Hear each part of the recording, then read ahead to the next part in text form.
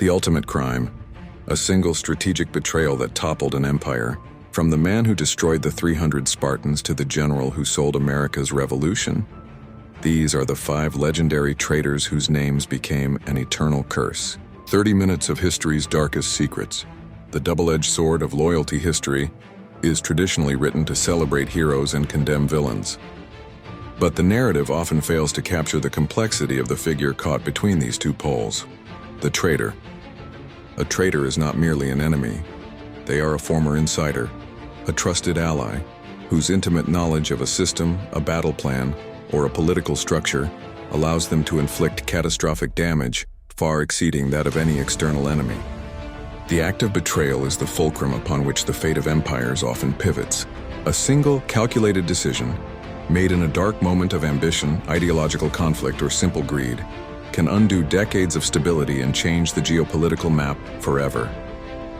The figures we are about to examine are among the most controversial in history. They are men whose choices led directly to the collapse of great nations, the destruction of revered leaders, and the irreversible shift of power from one civilization to the next. Were they motivated by pure malice, or were their actions in their own minds acts of higher ideological necessity? Their tales force us to confront uncomfortable questions. At what point does loyalty become blind obedience, and does a strategic betrayal sometimes serve a greater, though dark, historical purpose?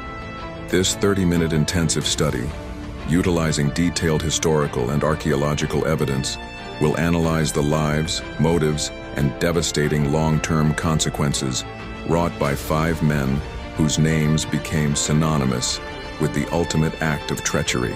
Let us begin with the act of betrayal that decided the fate of the Persian Wars. The story of Ephialtes of Trachis. Chapter 1. Ephialtes of Trachis, the shadow of Thermopylae. The stage is set, the Spartans stand. The Battle of Thermopylae, in 480 BC, is the eternal narrative of bravery and defiance, led by King Leonidas and his 300 Spartans against the overwhelming forces of the Persian king Xerxes. However, the legendary defeat of the Spartans was not caused by a military failure, but by a precise surgical act of treason.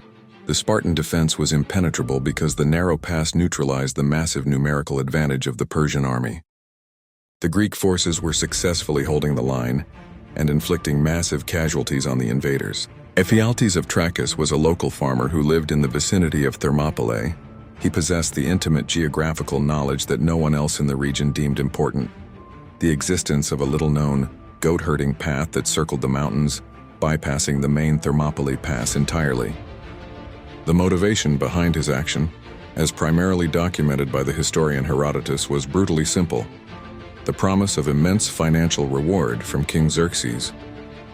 The path and the consequence: Ephialtes approached Xerxes and revealed the existence of the secret path, the Anopaia path. Xerxes, facing a humiliating military stalemate, immediately dispatched his elite forces, the Immortals, under the cover of night. Leonidas and his men were successfully outflanked. When the Spartans realized they were surrounded, the strategic purpose of the Thermopylae defense was lost. Leonidas ordered the majority of the Greek forces to retreat, while he and the 300 Spartans remained to fight their legendary last stand, solely to buy time for the retreating army to escape the trap and to ensure their sacrifice would inspire the rest of Greece. The act of Ephialtes did not just lead to the death of the 300 Spartans. It gave the Persian army immediate access to central Greece, allowing them to sack Athens. Ephialtes received his promised reward, but it came at an unforgivable price. Legacy. The name itself is treachery.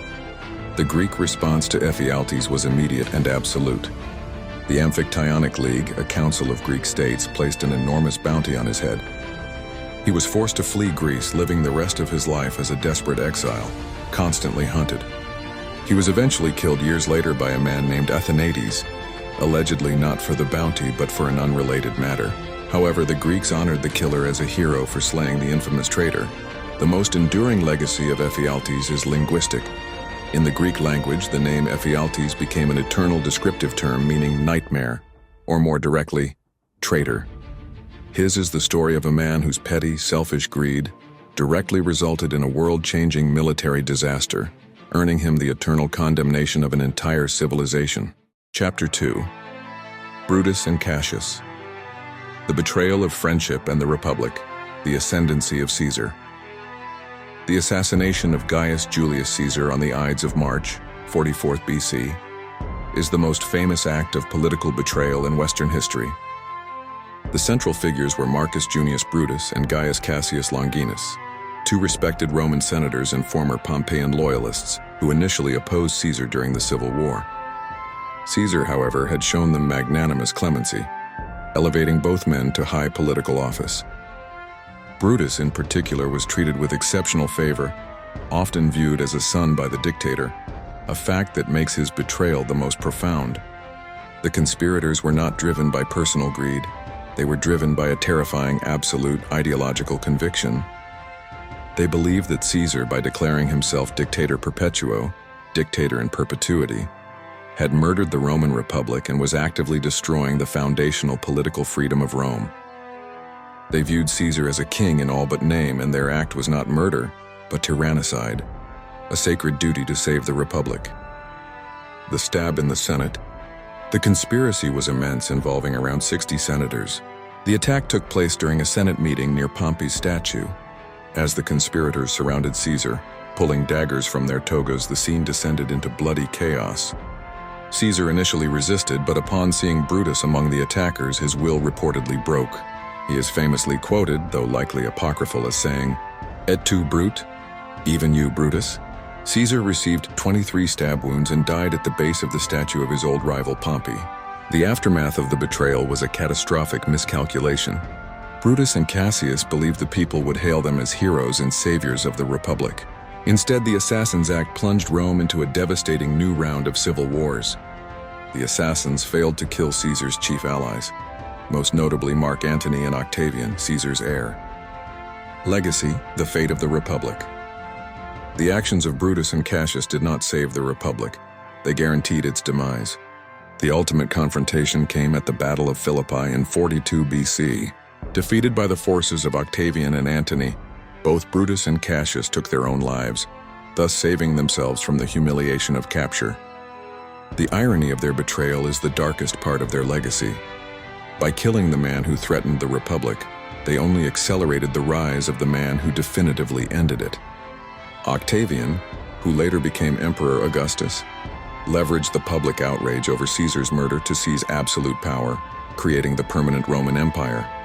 Brutus and Cassius are the eternal symbol of ideological betrayal, an act committed for the highest of principles, yet which ultimately yielded the most disastrous of outcomes. Chapter 3. Mir Jafar, the traitor of Plassey. The rise of the British Raj. We now shift our focus to the early stages of British colonial expansion in the Indian subcontinent in the 18th century. Mir Jafar Ali Khan was the commander-in-chief, Mir Bakshi, of the army of the independent Nawab of Bengal, Siraj-ud-Dawla. At the time, Bengal was one of the richest regions in the world, and its vast wealth was coveted by the growing, ambitious forces of the British East India Company, led by Robert Clive. Mir Jafar was a man of immense ambition, convinced he deserved the throne of Bengal more than the young, impetuous Nawab. Clive, a shrewd political operative, recognized this fatal flaw. He approached Jafar with a secret, deeply damaging pact. If Jafar ensured the defeat of the Nawab's forces, Clive would install him as the new puppet ruler of Bengal and reward him handsomely. The battle and the puppet king. The crucial moment came at the Battle of Plassey in 1757. The Nawab's army was vastly superior in number, some 50,000 men against the British force of just 3,000. Victory for the Nawab should have been instantaneous and decisive. However, during the height of the battle, Mir Jafar issued a deceptive command to the majority of the Nawab's army: halt and retreat to their camps. He argued the battle was over for the day and they should wait out the heavy rain. This act of military paralysis, driven solely by his desire to seize the throne, was the critical turning point. The Nawab's forces remained inactive while the British, recognizing Jafar's treachery, launched a final, decisive assault. The Nawab was routed, captured, and eventually executed. Legacy. The founder of the British Raj, Mir Jafar, was duly installed as the Nawab of Bengal, becoming a compliant puppet to the East India Company. He drained the treasury to pay the enormous bribes promised to Clive and the company officials, effectively looting his own state. The direct result of his betrayal was the subjugation of Bengal and the subsequent establishment of the British Raj, the colonial rule that would last for nearly 200 years and reshape the entire history of South Asia. Mir Jafar quickly became a figure of intense public scorn and hatred, eventually being forced to abdicate. His name, much like Ephialtes, became a descriptive pejorative. In many Indian languages, the term Mir Jafar is still used today to mean a traitor or an Indian Judas. His legacy is the devastating historical proof that the betrayal of one man can enable the conquest of millions, making him the founder of one of the largest colonial enterprises in human history. Chapter 4. Vidkun Quisling, the ultimate collaborator. The rise of a fascist figure. We move to the 20th century, to a betrayal driven not by immediate greed but by ideological extremism and political ambition. Vidkun Quisling was a former Norwegian military officer and defense minister who, by the late 1930s, had embraced extreme pro-German fascist ideology. He founded his own political party, but it garnered almost no public support. His infamous act occurred in April 1940, as Nazi Germany launched its invasion of Norway. Quisling, having been secretly communicating with the German high command, seized his moment. While the Norwegian government and king were desperately trying to mobilize their defenses, Quisling staged a coup d'etat. He made a radio broadcast announcing that he had taken control of the government, ordering the Norwegian army to immediately cease all resistance to the invading German forces. The failure of the coup and the puppet regime. Quisling's self-proclaimed government was immediately dismissed as illegitimate by the Norwegian public, the king, and even the Germans, who recognized his lack of popular support. His coup failed within a week, but the damage was done. His broadcast created chaos and confusion during the critical mobilization phase, undermining Norway's ability to mount a unified defense against the invasion. Though initially sidelined, the Germans eventually installed him as the minister-president of a puppet regime in 1942. For the rest of World War II, Quisling was the face of the oppressive Nazi occupation, collaborating fully in the persecution of Norwegian Jews and political dissidents. Legacy, a name turned into a word. When the war ended in 1945, Quisling was arrested. He was tried, convicted of high treason, and executed by firing squad. His execution was not just the end of a political life. It was the final, formal rejection of his ideology by his own nation.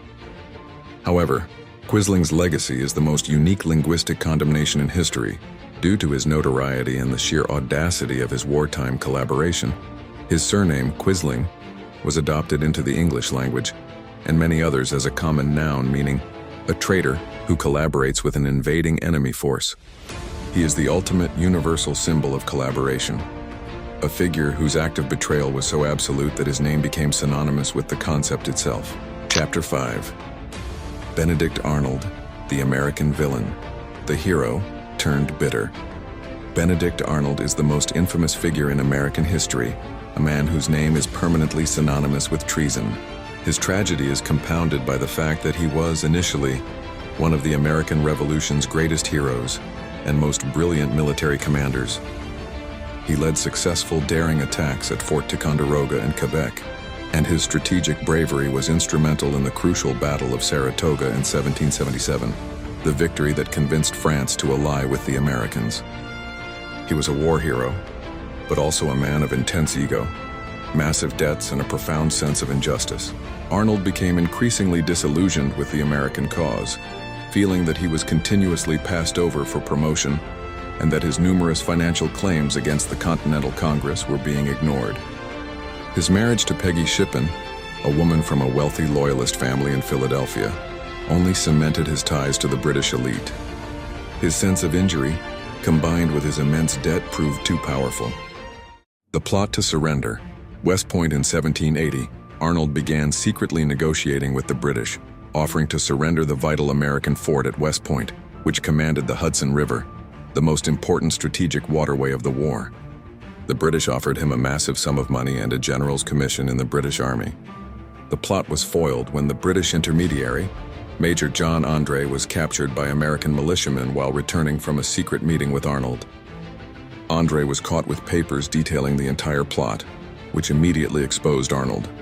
Forewarned, Arnold managed to escape just minutes before his capture, fleeing to a British ship and saving himself, but leaving his name in eternal disgrace. Legacy: the unpardonable sin.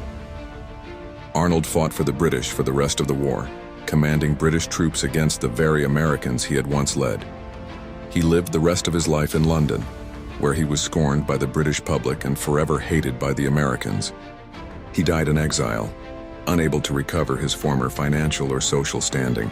Benedict Arnold is the ultimate tragic figure of betrayal. His story teaches that personal grievance, if left to fester, can destroy years of loyal service and revolutionary heroism. He remains the standard against which all American acts of treason are measured, a profound reminder that heroism and infamy are often separated by a single, catastrophic decision. Conclusion: the scar of history. Ephialtes, Brutus, Mir Jafar, Quisling, and Arnold. Their geographical settings and the eras in which they lived are diverse, but their fundamental acts are identical. They used their intimacy and trust to inflict a wound that their former allies could not recover from. Their stories are essential because they illuminate the true mechanisms of historical change. Often it is not the clash of giant armies, but the quiet, strategic choice of an insider that determines the fate of nations. They all gained something: money, temporary power, or ideological satisfaction. But they all paid the same immutable price: the eternal hatred and scorn of history. The study of betrayal forces us to look beyond the moral judgment and ask the terrifying question: under immense pressure, what is the true, unyielding cost of loyalty? They all got what they wanted, but they all lost everything. The true price of betrayal is not death, but eternal contempt. These men outsmarted their enemies but became prisoners of their own names. To this day, their names are used as a curse. Do you think there can ever be a justification for an act of treason? We are waiting for your answers in the comments below on Bamboo Story.